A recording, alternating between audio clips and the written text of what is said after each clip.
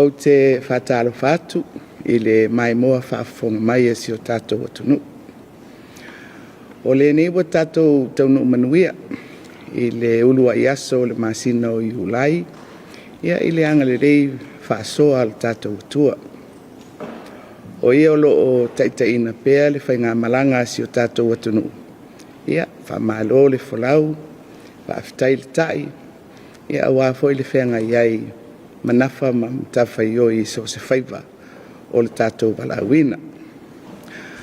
O te taofi o Sam whainga o Samoa, awa pa ia whale kalesia, o pa ia whale tunuru ma pa ia whale malo. Ia ua ta oto lava I atu lulunga, ma ua maea o na tuu laupua. Ia ona manatu lea o le a whatalolo pa ia o Samoa. O le vai aso na te nei sa whaamaunia ai e le kapineta. Le ata whaataitai o le tala o le tupe e afua atu I le aso mua o Iulai. E whaongai nai le vaenga Ivas Fululima o le tula fono whaavai. E le o toe po se lilo I le te enai e le palemene, le whaitaunga mua o le tala whaatitau o le tupe, a le malo I le aso luas fulfitu me, ma taunu ai I le whaata apeina o le palemene, I le aso tolu o le masina o Iuni, ia ma ua tāpena ai le atunuu moana whainga whiriwhiringa I le whai unga o le masina fau. I le maua ai o le whautuanga whalitula fono mai le loia sili mo le whaonga ina o le vaenga Ivas Fululima o le tula fono whaavae sa tāpena I loa e le fionga I le minista o tupe ma le mtanga aluenga o le tupe. Le tala o le tupe mo le uluai kuata po o le tolu masina mua o le tausanga wha le tupe luafe luasfulima, luafe luasfuluono o lea e afu atu I le so.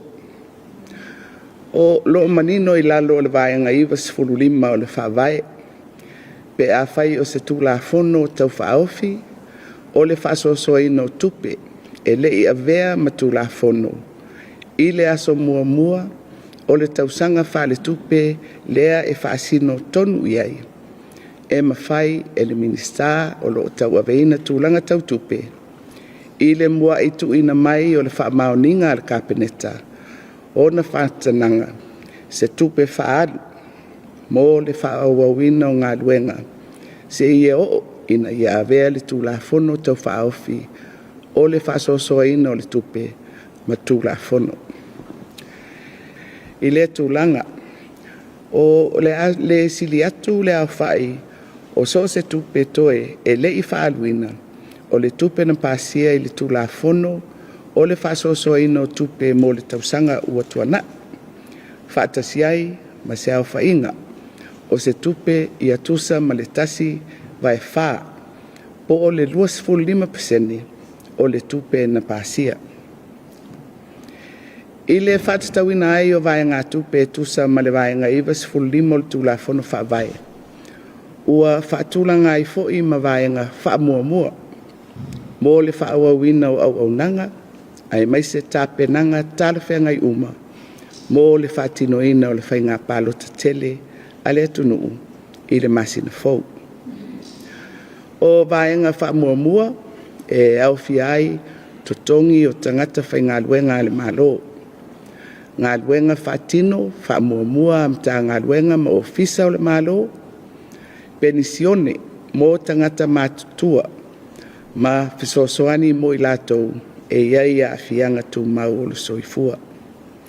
O Paul Kalame skolasipi al malo, whaawawina o le awina atu o ngase mo tonga fitinga I fafo e le mawhai o na whaatino I Samoa. Ia o tātou waila au, mawhala au mo ngase I le whale mai. O kono karate mo le awina mai o swau I le atunu. Ato ai, ma tāpenanga mo le whainga pālota tele a le atunu. Ia mai whapea foi ma ngā luenga te tele, mo ati nae ale mta ngā luenga o whatoanga mwhai ngā whaiva. E au fiai le whale teu o loa i a tele o fisa au tū i savai. Ia mai isi ngā luenga ua maea o na iai kon karate o le a whamaea. O isi vaenga te tele sa fuafua i le tala whātatau o le tupe, mo le tausanga whale tupe le nei. Luafe lua lima, luafe lua ono. O le a le mawhai o na whatino. Ma o le a iai i a awhianga o le tamau ainga i le mawhai ai. O na whaawau le whaitaunga muamua o le tūlafono tau whaofi o le tala whātatau au tū o le tupe mo le tausanga whale tupe le nei. Ia o ata walumanga o le ata unuu iai whai unga o le whainga whiriwhiringa le atunu. E ala i le whainga palo ta tele o lo loma nei. Ai maise pe a whai e maea le tolu masina. Ua fuafua ina i vae ngā tupe e tosa ma le vae ngā iwa sifururima o le tūlafono whavae. Ai le i mawhai o na pāsia ma whaamaonia le tūlafono o le tala whātatau o le tupe.